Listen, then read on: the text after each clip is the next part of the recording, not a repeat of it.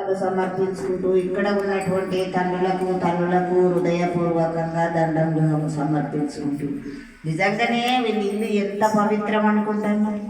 ఏ పని కాకముందు కూడా వచ్చి నామం కూర్చున్నది. ఎంత మంచి అదృష్టం, చాలా అదృష్టం. ఉన్న దాంట్లో కూర్చున్నాడు అంత లెక్క కాదండి. మేమేమో సౌకర్యం చేయకపోతే మీ అనుకోకుండి. ఏడైనా నామమే. నామం పడ్డది అంటే పరమ పవిత్రమైన స్థలం అవుతుంది. ఇది వట్టిగా పోయేది కాదు, వట్టిగా వచ్చిన వాళ్ళం కాదు. ఎందుకు పెద్ద డబ్బు కొరకు కాదు మనం ఆశించేది. నామం పడాలి, ప్రతి ఇంటిలో నామం పడాలనే అటువంటిది మహాత్ముడు చాలా చాలా మంచి మాటలు చెప్తాడు. ఆ మాటల చేత మనం ఎంతో బాగుపడేది ఉన్నదండి. మానవ జన్మ సామాన్యంగా దొరకదు. పశుపక్షాదులు 84 లక్షల జన్మ ఎత్తినాకని ఈ మానవ జన్మ వస్తుందట. ఈ మానవ జన్మంలో ఏం చేసుకోకపోతే అన్నీ చేసుకొని ఒకటే ఇడిచి పెడతాను. దశల్ది కట్టుకొని అసలు తెడిచి పెడతాను. దశల్ది అంటే మడి. నేను మడి కట్టుకున్నాను పట్టు వస్త్రాలు కట్టుకుంటాను. అసలు తెడిచిపెట్టినాక దశల్ది నేనేం చెప్తాను? ఇయ్యల్ల కట్టుకొని రేపులు గల సిరిగిపోయేదానికేమో గట్లున్నది. జీవితాంతము మనబడచ్చేటువంటి భగవన్నామేమో అశ్రద్ధ చేస్తున్నాం. రాదు అనుకుంటే రానే రాదు, వస్తుంది అనుకుంటే అన్నీ వస్తాయి. మనం చిన్నప్పుడు పిల్లలు పుట్టినప్పుడు వాళ్ళకు ఏమన్నా పని చెప్తేనే నేర్చుకున్నారా, వట్టిగా నేర్చుకుంటారు. ఎట్లా ఉన్నా భగవన్నామమే ఉంటుంది. చాలా మనమంతా అదృష్టవంతులము. ఇట్లాంటిగా నామం సత్సంగం చెప్పే వాళ్ళు వచ్చినప్పుడు అశ్రద్ధ చేసుకోకుండా చాలా వినవలసి ఉన్నది. ఇంటేనే బాగుపడతాం కానీ తింటే బాగుపడతాం అనుకోకుండా అండి. ఎట్లయినా తింటాం. తినమని ఎవ్వరికి చెప్పకుండా తింటారు. కానీ ఈనుడు కాళ్ళు మొక్కింపిచ్చుడు వచ్చింది. ఇప్పుడు మీ దండం పెడతా అని స్వామి అంటాడంటే మీరు ఎంత రుణపడి ఉంటారు. అట్లా అనేదాకా ఎందుకు చూసుకోవాలి? 2 గంటల పని తీరదా మనకు? టైఫాయిడ్ జ్వరం వస్తే 21 రోజులు అంటారు. జ్వరం రావన్నాను అంటలేము, అంటే వస్తుందని అట్లా కూడా రాదు. కాకపోతే మనకు జ్వరం వచ్చినా, హాస్పిటల్కి పోయినా, ఏ చుట్టాలు ఇంటికి పోయినా, బంధువులు ఇంటికి పోయినా మనకి ఏం దొరుకుతుందండి? ఇంత తిండి దొరుకుతుంది కావచ్చు, ఇంత బట్ట దొరుకుతుంది కావచ్చు, కానీ భగవత్ సంబంధం అయితే దొరకదు.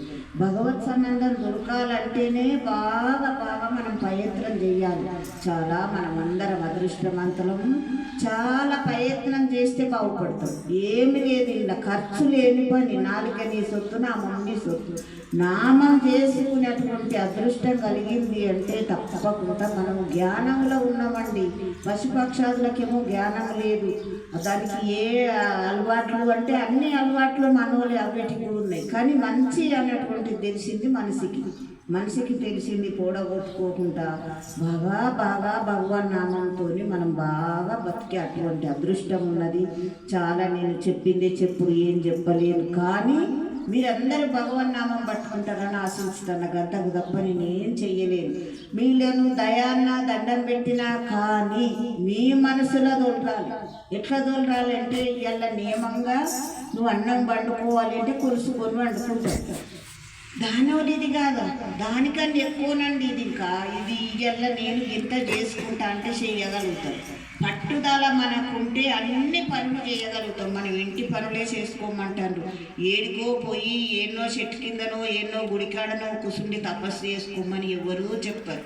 గృహస్థులు కాబట్టి ఇళ్ళల్లోనే ఉండి అన్ని పనులు చేసుకుంటా భగవాన్ నామం చేసుకో. నాలుకే నీ సొత్తు, నా మమ్మీ సొత్తు. నాలుకే ఉన్నందుకు అయితే తింటది, అయితే తింటుంది. ఆ రెండింటికే ఉందా మన నాలుకే?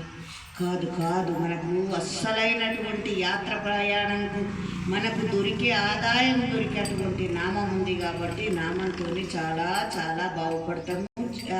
చాలా అదృష్టవంతులం.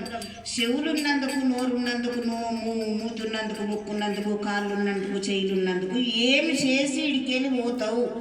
ఏం తీసుకొచ్చుకున్నావు? రాంగా తీసుకుపోయేటప్పుడు ఏం తీసుకుపోతావు? అన్నీ తెచ్చుకున్నది మనది కాదండి. అంత భగవంతుడు ఇచ్చిందే మనకున్నది. ఒక్కరొక్కలకు కాళ్ళు లేనిది, చెయ్యిలు లేనిది, కన్ను లేనిది, వాళ్ళు ఎంత కష్టపడుతుండ్రు.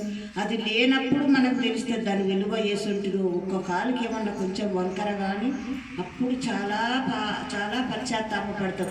కానీ మంచిగా ఉన్నప్పుడు కాళ్ళతోని, చేతులతోని నామం చేసుకునే మనసుతోని చాలా అదృష్టం ఉంటుంది. కాబట్టి చాలా అంటే చాలా మనకు తెలియకుండానే మనకు ఆదాయం దొరుకుతుందండి. డబ్బుతోని దొరకది, నీ మనసుతోనే దొరుకుతుంది. మనసు ఒక్కటి మనదైతే అన్నీ దొరుకుతాయి. మనసే మనసునకు బంధం, మనసే మనసునకు మోక్షం. మనసు నిల్వాది నాకు నీ శరణ చేయుటకు అంటాడు. మనసు ఎందుకు నిల్వది? మనం ఆజ్ఞలు పెడితే నిలుస్తుంది. అని చేసుకున్న మనసు ఉంటుంది, కానీ భగవన్నామని చేసుకున్న 72,000 నరాలు ఉన్నాయట. ఇన్ని ఉండి ఇన్ని పెట్టి తోలితే మనం ఏం చేసుకొని ఇక్కడికి వెళ్ళిపోయినాం? ఏం చేసుకునేది ఉండే? ఏమి అన్ని ఎందుకు ఇడిసి పెడతాం? ఇన్ని రంధ్రాలు ఉన్నాయని మనకు తెలుసా అనండి? మాటలు చెప్తేనే తెలుసు. 3,50,00,000 ఛిద్రాలు ఉంటే దానికి ఏం చేసినట్టు మనం?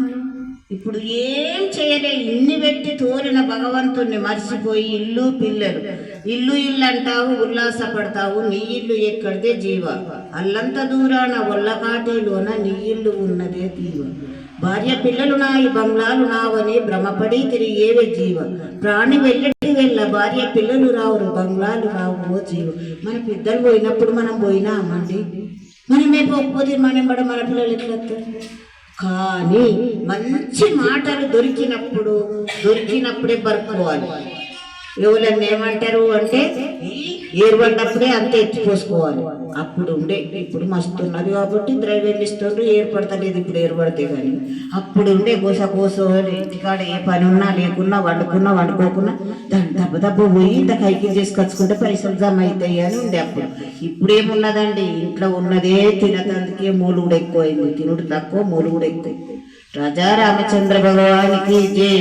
మనమందరం అదృష్టవంతులం, భగవన్నామం చేసినాం. వీళ్ళ ఇంట్లో భగవన్నామం చేసినాం కాబట్టి మీరు కూడా ప్రతిరోజు ఏ పని అన్నది భగవన్నామం చేసుకోగంతే. నేను చెప్పేది ఏమి లేదు. మిగిలిన పైసా ఖర్చు పెట్టమంటలేదు. పైసతోని మనకు పనే లేదండి. వాళ్ళకింత ఏదో బుక్కెడు వండుకొని తింటే అయిపోతుంది. కోరికలు బాగుండి దుఃఖం వస్తుందండి. నీ కోరికలే లేకపోతే దుఃఖమే లేదు. దాని కింద ఏమున్నదంటే అది కావాలని అన్నావు, అది కాలేదు ఎడతావు కదా. అని కొరకేనా మన కథ? రాజా రామచంద్ర భగవానికి జై.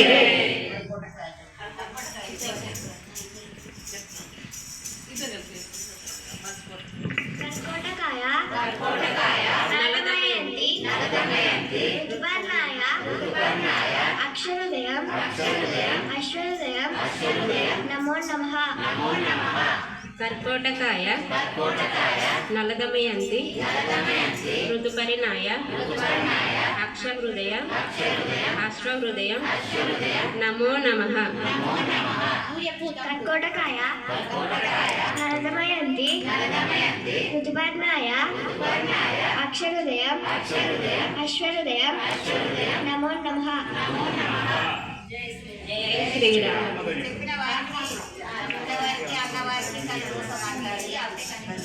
చెప్పిన వారికి, విన్నవారికి, అన్నవారికి కలిదోషం ఉండదు.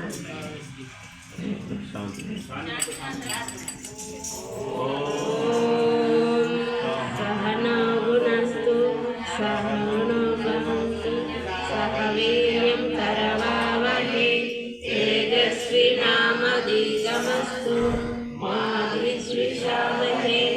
ఓం శాంతి శాంతి శాంతి. ఓం శాంతిర్భవతు. సహనాగునస్తు సహ వీర్యం కరవావహే తేజస్వినామధీతమస్తు మా విద్విషావహే. ఓం శాంతి శాంతి శాంతి. ఓం భవతు. సహనాగునస్తు సహ వీర్యం కరవావహే తేజస్వినామధీతమస్తు విద్విషావహే. ఓం శాంతి శాంతి శాంతి. జై శ్రీరామ్.